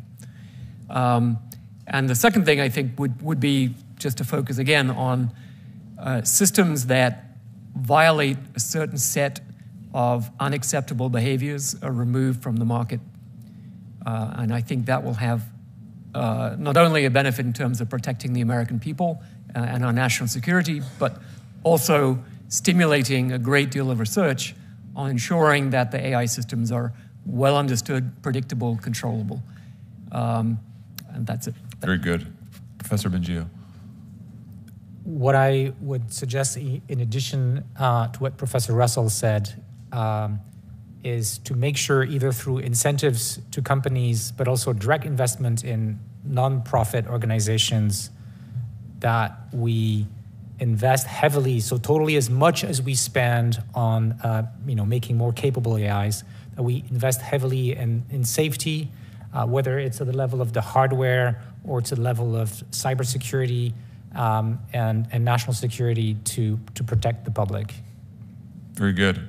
Mr. Amodei. I would again emphasize the testing and auditing regime for all the risks ranging from those we face today, like misinformation came up, to the biological risks that I'm worried about in 2 or 3 years, to the risks of autonomous replication that are some unspecified period after that. All of those can be tied to different kind of tests that we can run in our model, and so that strikes me as a scaffolding on which we can build lots of different concerns about AI systems, right? If we start by testing for only one thing, we can in the end test for a much wider range of concerns. And I think without such testing, we're blind. Like, I give you an AI system, another company gives you an AI system, you talk to it, it's not straightforward to determine whether this is a safe system or a dangerous system. So I would again make the analogy to, it's like we're making these machines, cars, airplanes. These are complex machines. We need an enforcement mechanism and people who are able to look at these machines and say, what are the benefits of these, and what is the danger of this particular machine, as well as machines in general. Once we measure that, I feel it's all going to work out well. But before we've identified and have a process for this, we're from a regulatory perspective shooting in the dark. And the final thing I would emphasize is, I don't think we have a lot of time. I personally am open to whatever administrative mechanism puts those kinds of tests in place. Very agnostic to whether it's, a new agency or extending the authorities of existing agencies. But whatever we do, it has to happen fast. And I think to focus people's minds on the bio risks, I would really target 2025, 2026, maybe even some chance of 2024. If we don't have things in place that are restraining what can be done with AI systems, we're going to have a really bad time. Let me just thank you, each of you. That's really helpful. Let me just throw an idea out to you while I have you here, so to speak, which is when we think about protecting individuals and their personal data and making sure that it doesn't end up being used to train one of these generative AI systems without the individual's consent. We know that there's just an enormous amount of our own personal information out there in public, kind of, it's really without our permission, but it's out there on the web. And everything from our credit histories to social media posts, et cetera, et cetera. Should we, in addition to assigning property rights in individual data, explicitly giving every American a property right in their data, should we also require monetary compensation if AI companies want to use individual data in their model in some way? Professor Bengio, go ahead. It's not always going to be possible to attribute the output of a system to a particular piece of data, because these systems are not just copying, they're integrating information from many, many sources. And so we need other mechanisms to share to the people who are losing something, for example, artists. But in some cases, it could be identified if an output is close enough to something that has been, as copyright or something. I think in that case, yes, we should do it. Any other thoughts? That's all of my questions, Mr. Chairman. I just have a couple more questions. I promise they will be brief. You've been very patient, but this panel is such a great resource that I want to impose on your patience and your wisdom. The point that you were making earlier about the red teaming and the importance of testing and auditing reminded me about your testimony, your prepared testimony, but also a conversation that you and I had about how Anthropic went about testing its large language model, particularly as related to the biological dangers, where you worked with world-class biosecurity experts, I think was your quote, over many months in order to be able to identify and mitigate the risks that Claude 2 might raise. On the other hand, I think you may have mentioned a company that basically used graduate students to do the same task. There's an enormous difference in those two testing regimens. Now, right now, there's no requirement, there's no legal duty, but would you recommend that when we write legislation that we impose some kind of qualifications on the testers and the evaluators so as to have that expertise? Yes, so spiritually, I'm very aligned with that. I mean, I want to say clearly, like, all of us, all the companies, all the researchers are trying our best to figure this out. So, I don't want to call out, any companies here. I think we're all trying to figure it out together. But I think it is an object lesson in that in testing these models, you can do something that you might think is a very reliable way of soliciting bad behavior from the models, or a test that you think is truthful, and you can find out later that really wasn't the case, even if you had all the good intent in the world. In the case of bio, the key was to have world experts and to zero in on a few things. In other areas, the key might be different. And so I think the most important thing, maybe not so much the static requirements, although I would certainly endorse, the level of expertise has to be very high, but making the process have some living element to it so that it can be adjusted. We used to think that this test was okay, this test was not okay. Just imagine we're a few years after, the invention of flying, and we're looking at these big machines and we're like, well, how do we know if this thing is going to crash? Right now, we know very little. Somehow we need to design the regulatory architecture so that we can get to the point where if we learn new things about what makes planes safe and what makes planes crash, they get kind of automatically hooked into whatever architecture we built. I don't know the best way to do that, but I think that should be the goal. Well, that's a very timely analogy, because a lot of the military aircraft we're building now basically fly on computers. And the pilot is in the planes right now, but we're moving toward such sophisticated and complicated aircraft, which I know a little bit about because I'm on the Armed Services Committee, that they're a lot smarter than pilots in some of the flying they can do, but at the same time, they are certainly red teamed to avoid misdirection and mistakes. And the kinds of specifics that you just mentioned are where the rubber hits the road. These kinds of specifics are where the legislation will be very important. President Biden has elicited commitments to security, safety, transparency, announced on Friday, important step forward, but this red teaming is an example of how voluntary, non-specific commitments are insufficient. The advantages are in the details, not just the devil. The details are tremendously important. And when it comes to economic pressures, companies can cut corners. Again, the gold rush.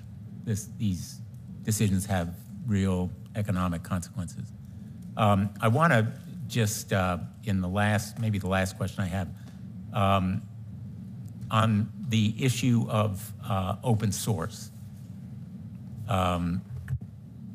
you each raised the security and safety risk of AI models that are open source or are leaked to the public. The danger, there are some advantages to having open source as well. It's a complicated issue. I appreciate that open source can be an extraordinary resource. But even in the short time that we've had some AI tools, and they've been available, they have been abused. For example, I'm aware that a group of people took Stable Diffusion and created a version for the express purpose of creating non-consensual sexual material. So on the one hand, access to AI data is a good thing for research, but on the other hand, the same open models can create risk just because they are open. Senator Hawley and I, as an example of our cooperation, wrote to Meta about an AI model that they released to the public. You're familiar with it, I'm sure, Llama. They put the first version of Llama out there with not much consideration of risk, and it was leaked or it was somehow made known. The second version had more documentation of its safety work, but it seems like Meta or Facebook's business decisions may have been driving its agenda. So let me ask you about that phenomenon. I think you have commented on it, Dr. Bengio, so let me turn to you first. Yes, I think it's really important because when we put open source out there for something that could be dangerous, which is a tiny minority of all the code that's open source, essentially we're opening the door to all the bad actors. And as these systems become more capable, bad actors don't need to have very strong expertise, whether it's in bioweapons or cybersecurity, in order to take advantage of systems like this. And they don't even need to have huge amounts of compute either to take advantage of systems like this. Now, I believe that the different companies that committed to these measures last week probably have a different interpretation of what is a dangerous system. And I think it's really important that the government comes up with some definition which is going to keep moving, but makes sure that future releases are going to be very carefully evaluated for that potential before they are released. I've been a staunch advocate of open source for all my scientific career. Open source is great for scientific progress, but as Jeff Hinton, my colleague, was saying, if nuclear bombs were software, would you, allow open source of nuclear bombs, right? And I think the comparison is apt. I've been reading the most recent biography of Robert Oppenheimer, and every time I think about AI, the specter of quantum physics, nuclear bombs, but also atomic energy, both peaceful and military purposes, is inescapable. So I have another thing to add on open source. Some of it is coming from companies like Meta, but there's also a lot of open source coming out of universities. Now, usually these universities don't have the means of training the kind of large systems that we're seeing in industry. But the code could be then used by a rich bad actor and turned into something dangerous. So I believe that we need ethics review boards in universities for AI, just like we have for biology and medicine. Right now, there's no such thing. Yeah, I mean, there are ethics. In principle, they could do that, but they're not set up for that. They don't have the expertise. They don't have the kind of protocols. We need to move into a culture where universities across the world, but in developed nations in particular, adopt these ethics reviews with the same principles what we're doing for other sciences where there is dangerous output, but in the case of AI. Yeah, I strongly share Professor Bengio's view here. I want to make sure I'm kind of precise in my views because I think there's there is nuance to it. In line with Professor Benzio, I think in most scientific fields, open source is a good thing. It accelerates progress. And I think even within AI, there's room for models on the smaller and medium side. I don't think anyone thinks those models are seriously dangerous. They have some risks, but the benefits may outweigh the costs. And I think, to be fair, even up to the level of open source models that have been released so far, the risks are relatively limited. So construed very narrowly, I'm not sure I have an objection. But I'm very concerned about where things are going. If we talk about 2 to 3 years for the frontier models for the bio risks, and probably less than that for things like misinformation, we're there now. I think the path that things are going in terms of the scaling of open source models, I think it's going down a very dangerous path. And if the path continues, I think we could get to a very dangerous place. I think it's worth saying some things on open source models that are clear to all the experts, but I want to make sure is understood by this committee, which is when you control a model and you're deploying it, you have the ability to monitor its usage. It might be misused at one point, but then you can alter the model, you can revoke a user's access, you can change what the model is willing to do. When a model is released in an uncontrolled manner, there's no ability to do that. It's entirely out of your hands. And so I think that should be attended to carefully. There may be ways to release models open source so that it's harder to circumvent the guardrails, but that's a much harder problem, and we should confront the advocates of this with that problem and challenge them to solve it. Finally, I'd say open source is a little bit of a misnomer here, right? Open source normally refers to, smaller developers who are iterating quickly, and I think that's a good thing. But I think here we're talking about something a little bit different, which is a more uncontrolled release of larger models by, again, to your point, Senator Hawley, like much larger entities that pay tens or even hundreds of millions of dollars to train them. I think we should think of that in a little bit of a different category, and their obligations in a little bit of a different category. So I'd just like to add a couple of points. I agree with everything the other witnesses said.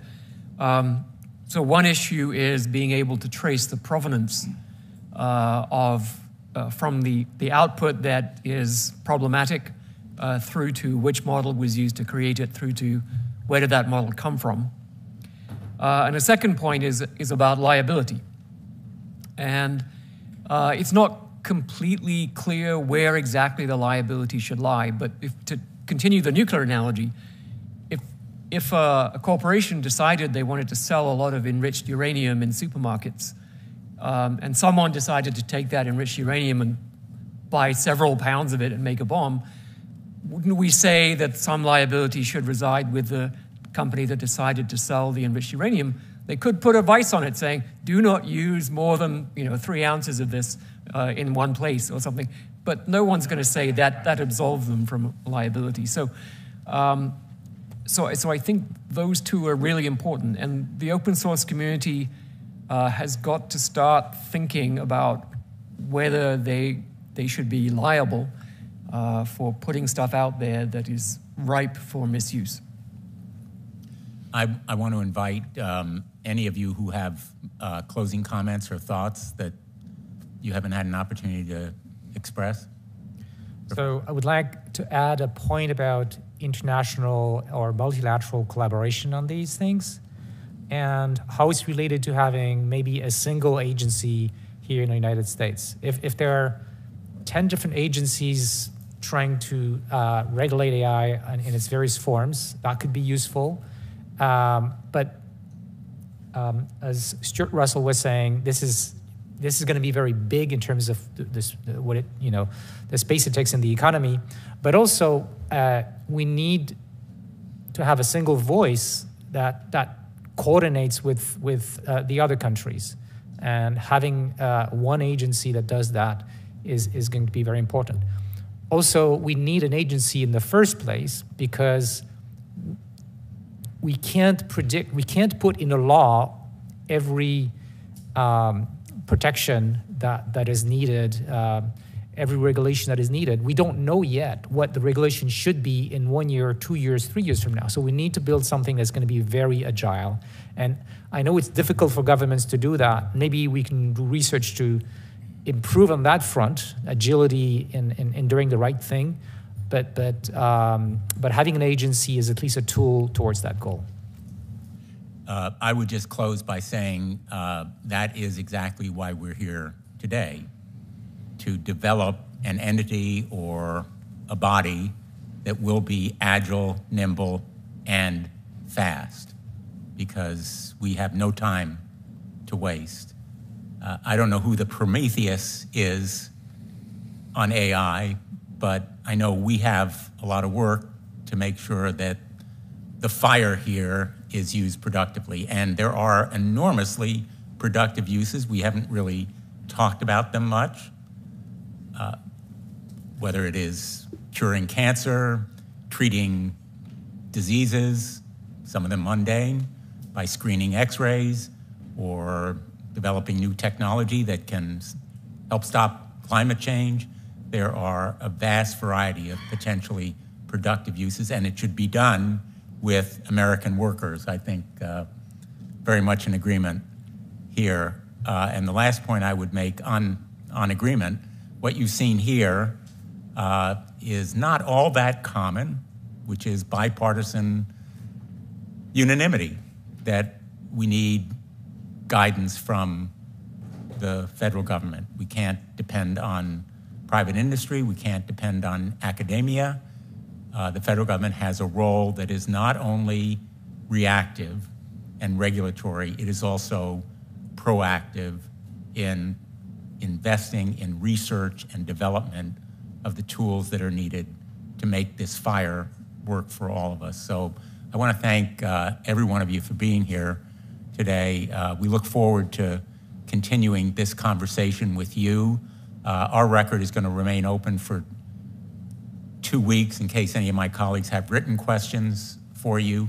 I may have some too. If you have additional thoughts, feel free to submit them. I've read a number of your writings, and I'm sure I will continue reading them, and look forward to talking again. With that, this hearing is adjourned.